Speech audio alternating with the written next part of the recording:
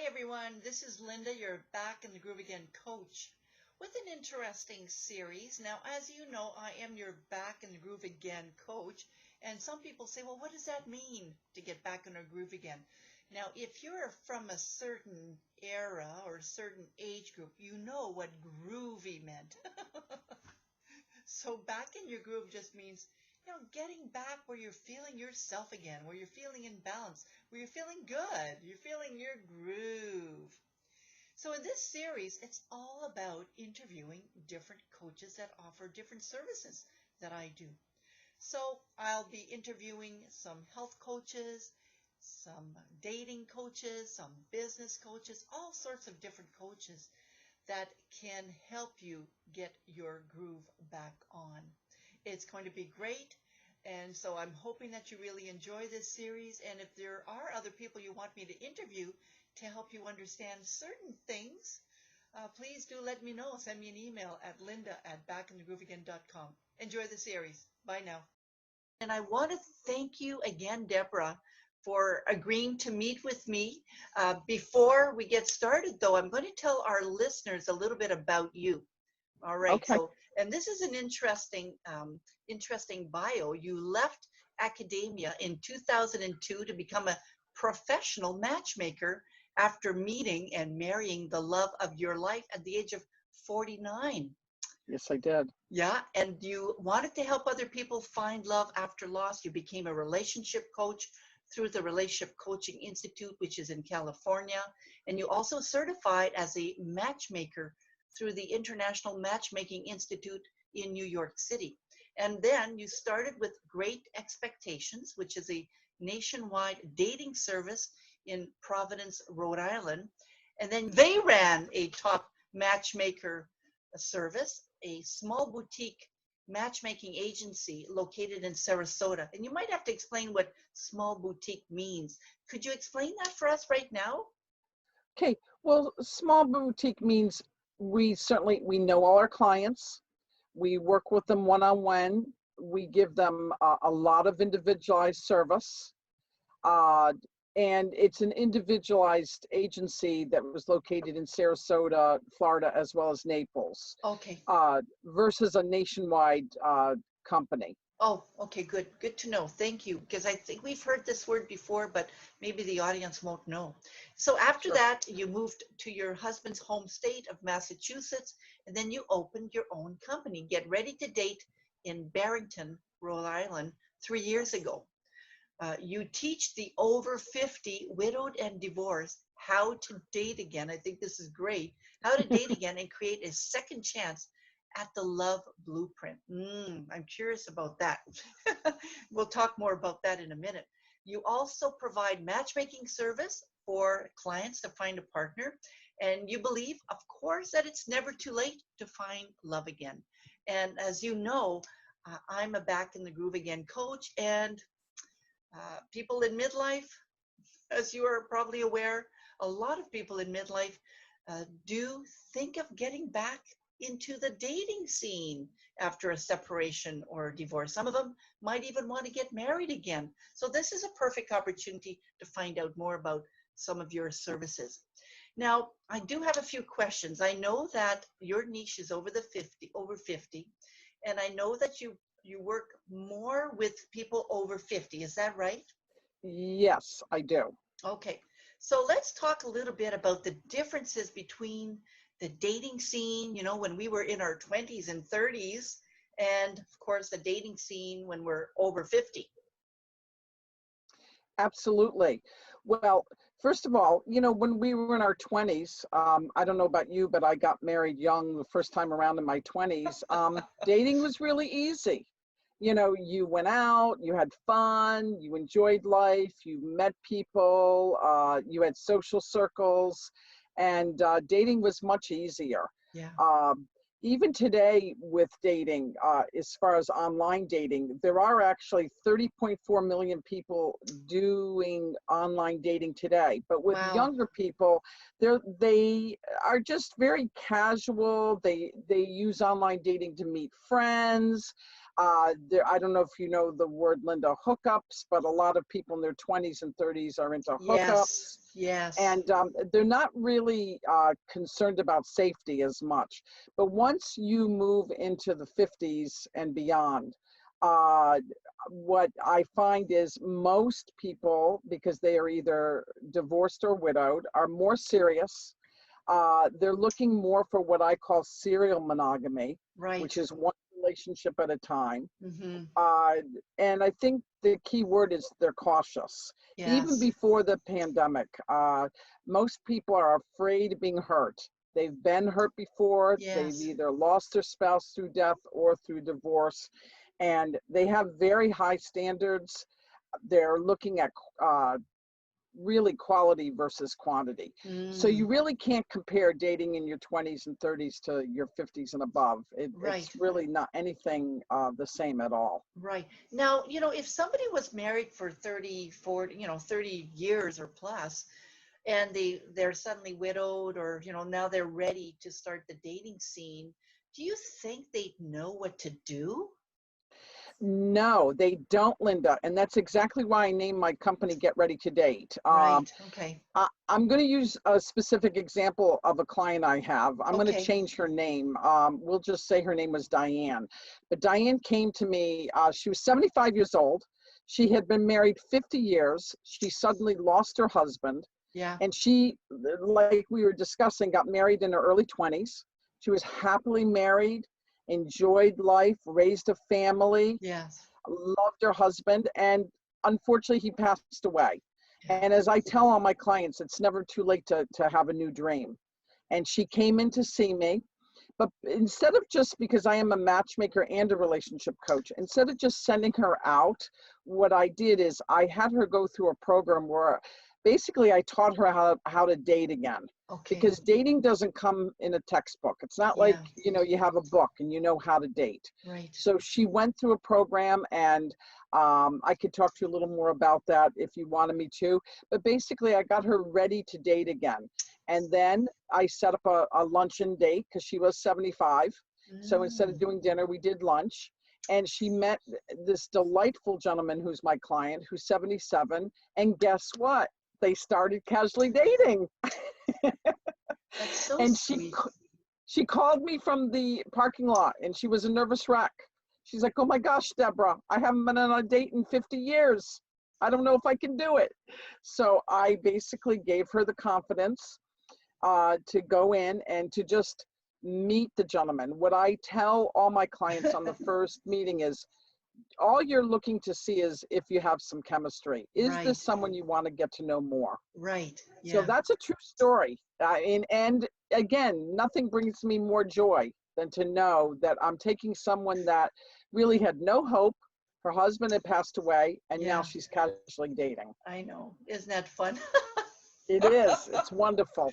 It is wonderful. Yeah, absolutely. So, what would be some key factors for people in their 50s that are actually considering now dating?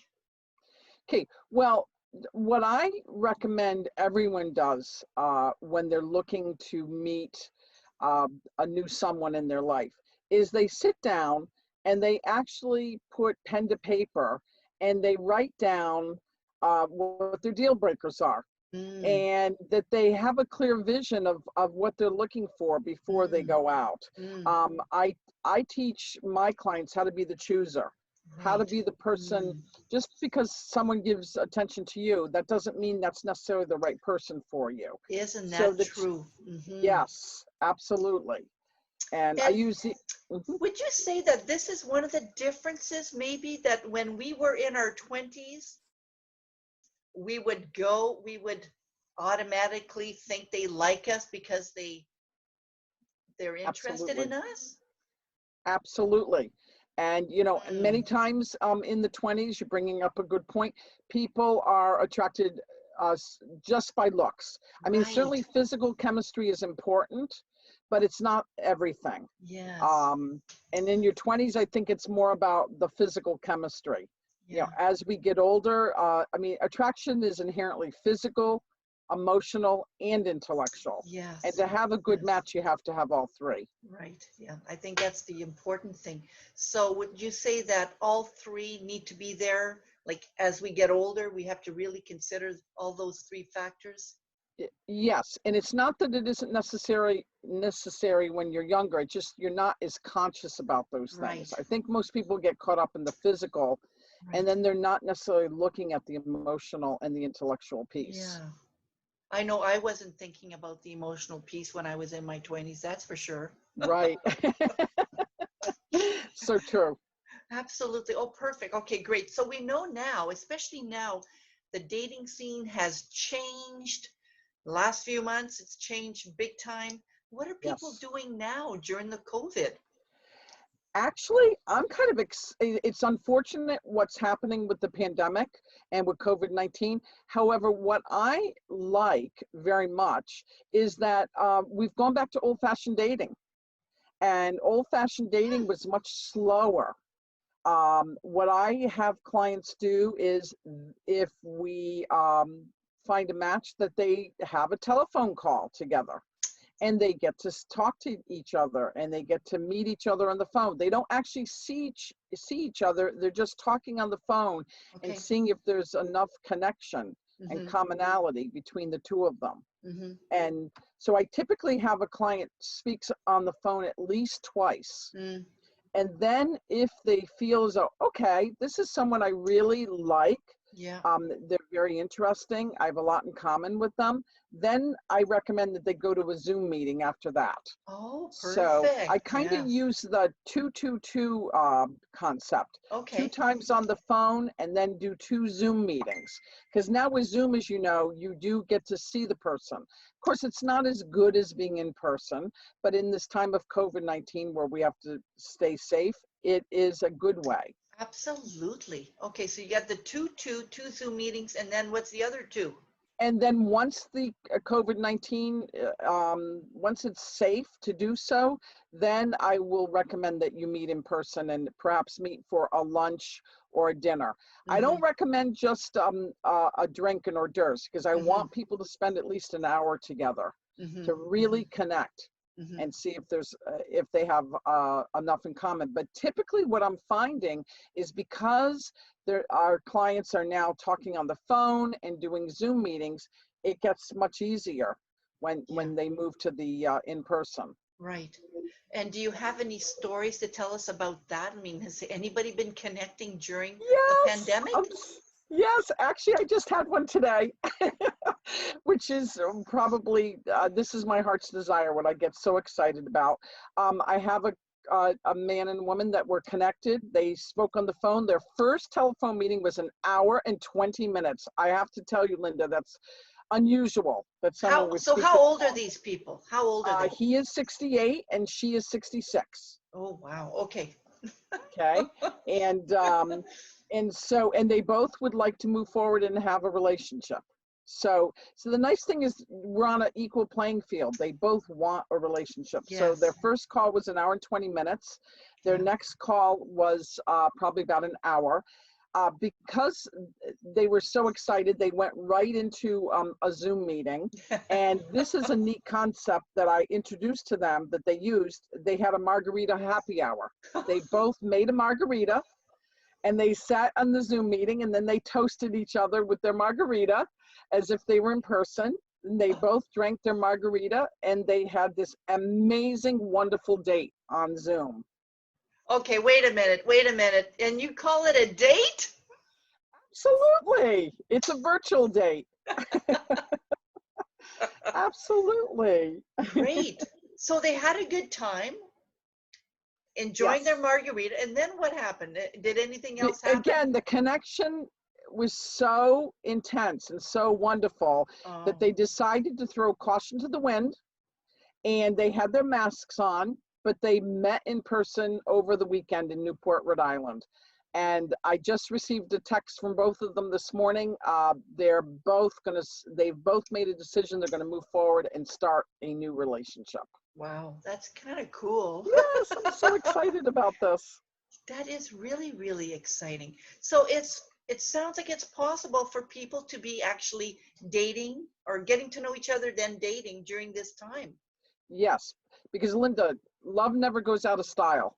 And if anything, people are self-isolating more, self-quarantining. So there's definitely an awareness when you're living alone and not having a relationship or not being with your family and friends, of being extremely lonely.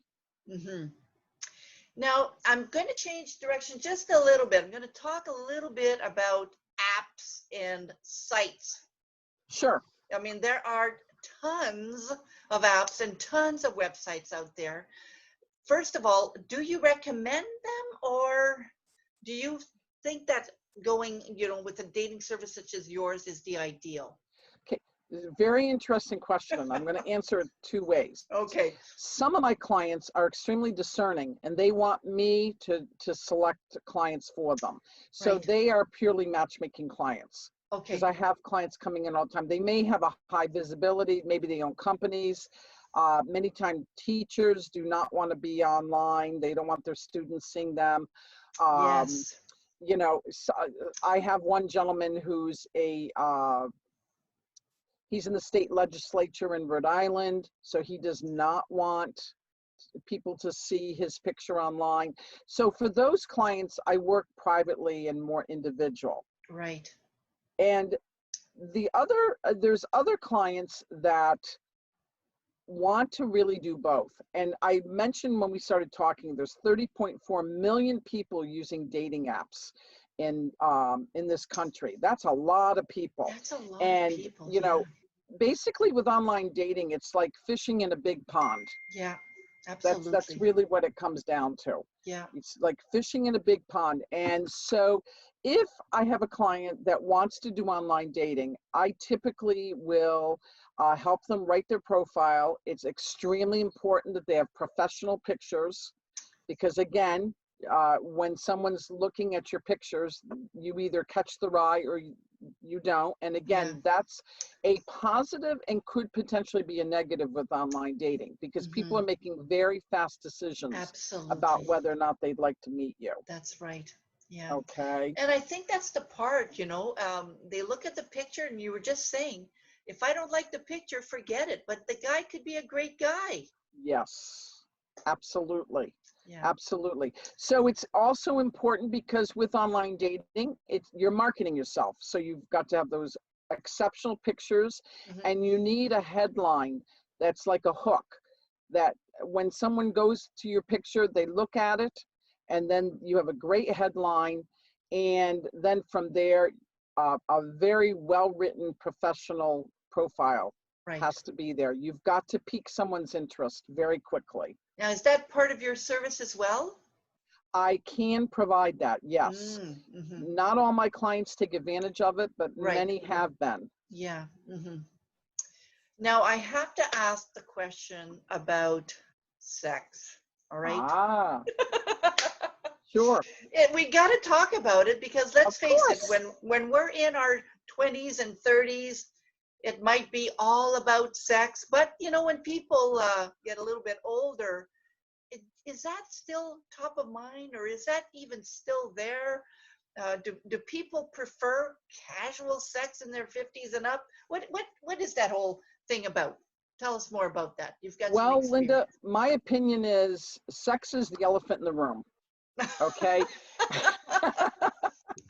It's like it is top of mind for everyone. As I had said, we're all made for a relationship. We all want to meet someone and be close to them. I mean, let's be honest, that's part of the human condition. But typically, it's not discussed as much as we get older. Right. Yeah. And again, my clients, male and female, are much more cautious once they're older. They know the chance of STDs is prevalent. And so what I say to my clients is, when you're starting a relationship, it's like building a house. You have to have a firm foundation. Yes. So I recommend that clients do not jump into physical intimacy too quickly, that they become friends, that they get to know each other, that they Right. know that they have enough in common, and that they're ready to take it to the next step. Because once they do start a physical relationship, as we both know, the relationship changes. Yes, that's right. And I think that that might be one of the main differences between 20s and 50s and 60s and up. Yes. Because once you enter into a physical relationship, say when you're young, you can get caught up on that. Yeah, You fall in lust versus love, that's right. and you might not be looking at other areas like emotional compatibility, intellectual compatibility. Do you have the same values? Do you Right. want the same thing out of life? And so when you're in a physical relationship, a lot of those very important areas are kind of put out of your mind Yeah, temporarily. I mean, they're not yeah, out of your mind, but they're not top of mind. that's right. Yeah. So I'm going to pretend just for a moment that I want to start dating and I don't know where to start and I contact you through your website, which you're going to give us the information later on again. What's going to happen? How are we going to work together? How would that work? Okay, well, first of all, you would come in and you would meet me and I would meet you, because Hmm. if I am going to become your relationship coach and your matchmaker, you have to be comfortable with me, because you're essentially going to put your heart in my hand. You're basically trusting me. Right. So it's a very sacred relationship that we start. Hmm. So we decide on the first meeting if we'd like to both work together. And then I have a program. It typically lasts between 8 and 12 weeks, where you come in and typically in the past, before COVID, my clients would come in. Now I'm doing more Zoom meetings. Right. Uh, is that we meet for 12 weeks and I bring you through a program for dating. And Hmm. in that, you will really have a clear understanding of what you're looking for and Mm. also how to date. One of the things I wrote an article called Deliberate Dating is Like Eating an Ice Cream Sundae. Because you basically, you can have a lot of different ice cream, but what do you want? Do you want chocolate? Do you want vanilla? Do you want strawberry? So if you wanted to, you Yeah, could certainly read that article later, but essentially you have to know what you want. And most of us don't think about that before we start dating. So that's in this true. program, I do get all my clients ready to date prior to that first Cool. But what if I want to introduction. start dating now? Okay, if you want to start dating now, like today, like you just came in to see me, is that what you're asking? Sure. Okay, I would try to slow you down. Okay. Okay, I would say certainly I'm excited that you want to meet somebody, but let's just determine what your deal breakers are. Let's talk about what your requirements are, what you Mm. have to have, what your needs are, your wants, Mm. and let me help you determine who the appropriate matches would be for you. Right. Okay. So it means I really got to think about this. Yes. Right. Yeah. And I think most people our age would want to do that. Yes. Once I explain the process of what I do, it makes sense to them and Right. they're Yeah. actually excited about it. Cool. It does sound like a fun process to go through.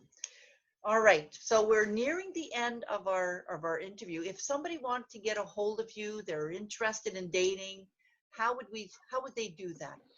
Well, certainly they can reach out to me through my website, which is www.getreadytodate.com, Okay. or they can call me on my business number, which is 401-569-8233, Perfect. and we could set up a time to meet. Excellent. I'm going to have that information on the video as well, by the way. Thank you. Anything else you want to share with us before we call it a day? Well, I guess I'll just end with one of my favorite quotes in Okay. life. I really live by this. If it's not mad, passionate love, it's a waste of time. There are too many mediocre things in life, and love should not be one of them. I love that. I love that. How Thank you. often have we wasted our time with relationships when we're in our 20s and 30s. Absolutely. Yeah. So we got to go for it.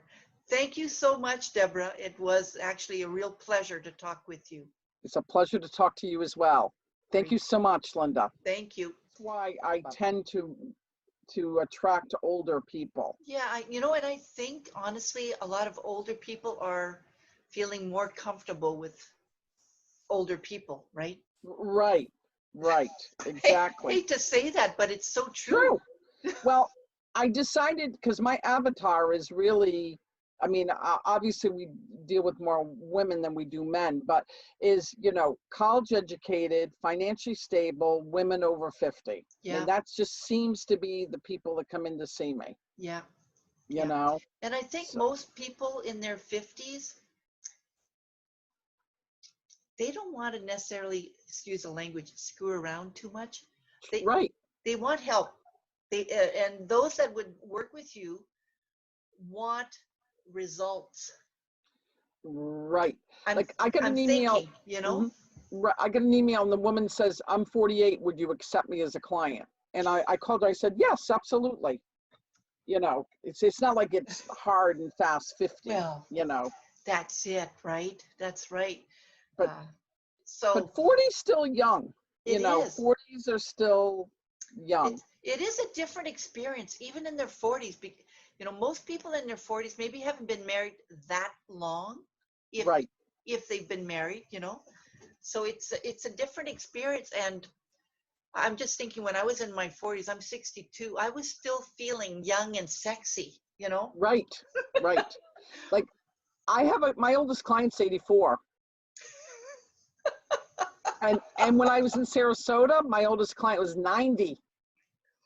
And you know what she said to me? She goes, I have to move. These people are too old where I live.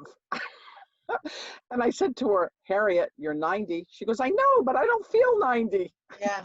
And you know what? I think I might keep this part on the video, like this last conversation we just had. I might add that. What I mean is I might add this piece to our. Okay. Yeah, because it's an interesting conversation. It really is. Yeah.